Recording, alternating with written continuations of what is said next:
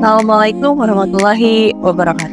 Halo kawan saya, selamat datang di acara podcast KPP Media 2, Makan 2. Selalu dengan tagline ini, Ngopi Madu, ngobrol bajak happy bareng KPP.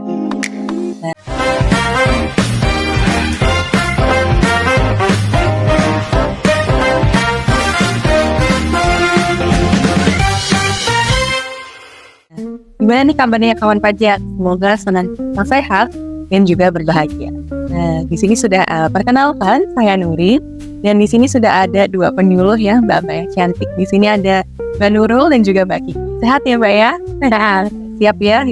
Dan siap ya untuk mengisi materi pada podcast kali ini. Nah, untuk sebelumnya kita kan sudah membahas seputar tentang SITAS ya, dan juga sistem inti administrasi perpajakan atau materi sebelumnya itu kita sudah bahas tentang progres registrasi, pembayaran, layanan, dan juga tamu. Nah, kali ini kita akan membahas tentang progres. Ini langsung aja ya ke Mbak Nurul. Boleh dijelaskan nggak sih Mbak proses bisnis penagihan ini ada cakupannya apa aja? Oke, baik. Terima kasih Nuri. Kawan pajak, jadi untuk probis penagihan ini dia ada dua cakupan. Ada di persiapan penagihan dan pelaksanaan penagihan. Nah, kemudian untuk yang persiapan penagihan, dia itu terdiri dari 3 bagian.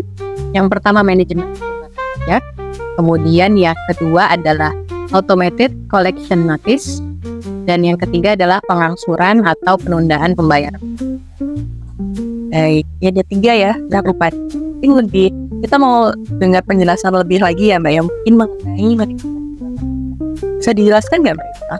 Oke, boleh banget Nurin. Jadi manajemen tunggakan pajak ini adalah proses yang berkaitan dengan pengelolaan utang pajak. Jadi wajib pajak bisa mengetahui informasi berapa sih besarnya utang pajak. Nah, ini bisa dicek di portal wajib pajak di menu buku besar. Semoga kawan pajak pasti ingat ya, yang bahasan kita di episode sebelumnya kita pernah bahas tentang probistam. Itu kita sudah sampaikan di sana kalau kawan pajak nanti akan memiliki buku besar gitu. Nah, atas utang pajak yang belum dibayar, ini nanti akan dilakukan tindakan penagihan. Mungkin kawan pajak nggak akan lupa lagi ya kalau memang punya utang pajaknya, juga belum menerima SPP atau mungkin SKB-nya.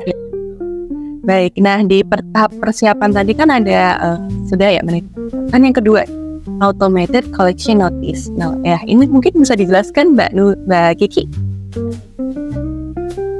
Baik, dan kawan pajak, untuk automated collection notice merupakan kegiatan pemberian informasi tentang pajak pada wajib pajak dengan menggunakan layanan komputer dan bertujuan mengingatkan wajib pajak agar melunasi utang pajak serta meningkatkan kepatuhan pembayaran atas kewajiban wajib pajak. Nah, proses ini dilakukan atas utang pajak yang melewati jatuh tempo pembayaran sampai dengan dan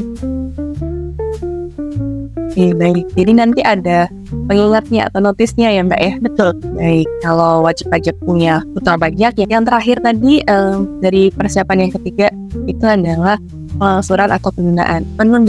Nah, dari Mbak Nurul mau menjelaskan? Ya, baik. Jadi kawan pajak, pembayaran utang pajak itu bisa diangsur atau bisa ditunda.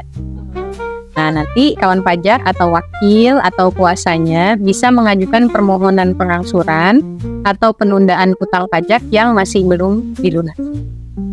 Pengajuannya nanti harus disertai dengan jaminan aset berwujud. Minimal nilainya itu senilai dengan besarnya hutang pajak yang kemudian penyampaian permohonan ini bisa disampaikan secara elektronik, datang langsung ke KPP, ataupun dikirim melalui pos, jasa ekspedisi, atau jasa kurir dengan bukti penerimaan. Sudah selesai ya untuk penjelasan tahap. Kita lanjut ke tahap pelaksanaan penagihan ya. Jadi Mbak Kiki mau menjelaskan gitu apa aja. Baik. Kapan pelaksanaan penagihan? Ada otomasi pengiriman dokumen terkait dengan penagihan akan disampaikan ke portal wajib pajak. Email resmi yang terdaftar disampaikan langsung atau melalui pos, jasa ekspedisi atau jasa kurir dengan bukti pengiriman surat. Misalnya surat edaran, berita acara terkait pelaksanaan tindakan penagihan, berita acara penyampaian surat surat, dan berita acara penyitaan. Baik. Mungkin dari Manurul ya, mungkin bisa dijelaskan lagi ada proses terkait pelaksanaan penagihan itu ada tahap. Ya, jadi terkait dengan pelaksanaan penagihan, ini ada penyampaian permohonan wajib pajak. Jadi wajib pajak bisa mengajukan permohonan terkait dengan penagihan pajak melalui portal wajib pajak, kantor pajak, ataupun pos, jasa ekspedisi atau jasa kurir dengan bukti pengiriman surat. Nah, ini bisa terdiri dari permohonan pencabutan blokir, kemudian permohonan pencabutan sita, permohonan pembatalan dana, permohonan rehabilitasi nama baik dan pemberian ganti, permohonan pembetulan dan pembatalan dokumen penagihan pajak, permohonan pencabutan pencegahan, permohonan pelepasan penyanderaan, dan juga surat pengakuan. Ini sudah kita bahas semua ya Mbak ya, terkait persiapan dan juga ada yang mau dibahas tentang terkait dokumen pendukung surat permohonan. Kira Mbak Kiki mau menjelaskan ada dokumen apa ya yang mungkin bisa dipakai? Baik. Pajak untuk dokumen pendukung surat permohonan. Saat ini surat permohonan dilampiri alasan dan kesulitan likuiditas atau keadaan di luar kekuasaan wajib untuk laporan keuangan atau catatan tentang peredaran atau penerimaan dan atau penghasilan. Sedangkan yang akan datang yaitu wajib pajak mengalami kesulitan itu melampirkan surat pernyataan wajib pajak mengalami kesulitan likuiditas dan rekening koran 3 bulan terakhir. Kemudian wajib pajak mengalami keadaan di luar kekuasaannya yaitu melampirkan surat permohonan dilampiri dokumen berupa surat keterangan bahwa wajib pajak mengalami keadaan di luar kekuasaannya dari pihak yang baik. Jadi nanti dokumen terkait dokumen ini akan beda-beda ya setiap wajib. Nah kalau untuk jaminan aset berwujud, kira-kira gimana ya Mbak? Ya, jadi memang ada perbedaan kondisi saat ini dan kondisi yang akan datang. Kalau untuk jaminan aset berwujud ini, untuk yang saat ini itu dibagi dua. Jadi ada yang sebelum melampaui batas waktu pengajuan dan ada yang setelah melampaui batas waktu pengajuan. Ini beda-beda nih. Kalau untuk yang sebelum melampaui batas waktu pengajuan, maka ketentuannya adalah yang pertama, aset berwujud merupakan milik penanggung pajak pemohon dan ini dibuktikan dengan bukti kepemilikan atas aset berwujud tersebut. Dan aset berwujud tersebut tidak sedang dijadikan jaminan hutang. Gitu. Kemudian untuk yang setelah melampaui batas waktu pengajuan, syaratnya adalah harus memberikan jaminan aset berwujud sebesar hutang pajak yang diajukan. Jadi dia mengajukan permohonannya sebesar apa, maka itu yang harus dijaminkan. Kemudian untuk kondisi yang akan datang, nantinya wajib pajak memberikan jaminan aset berwujud itu dengan kriteria yang pertama, paling sedikit sebesar hutang pajak yang diajukan permohonan pengangsuran atau penundaan pembayaran pajak. Nah, ini dibuktikan dengan dokumen yang menyatakan nilai dari aset tersebut merupakan milik penanggung pajak pemohon dan dibuktikan dengan bukti kepemilikan atas aset berwujud tersebut. Kemudian yang kedua, tidak sedang dijadikan jaminan atas hutang. Terima kasih Pak Nurul untuk penjelasannya. Nah tadi seperti itu ya kawan pajak tentang jaminan aset yang yang terakhir ya untuk penjelasan perbedaan kondisi saat ini dan yang akan datang terkait dengan penetapan di besar angsuran dan jadi Mbak Cici itu menjelaskan baik untuk penetapan kembali besarnya pengangsuran.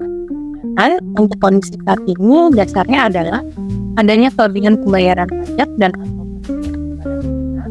surat putusan pembetulan atau putusan peninjauan kembali yang kemudian untuk prosedurnya yaitu wajib pajak harus menyampaikan secara usulan perubahan angsuran atau penundaan paling lama 5 pajak sejak tanggal diterima surat pemberitahuan berdasarkan surat tertulis dari Kepala KPP tentang perubahan saldo utang pajak serta permintaan usulan barang.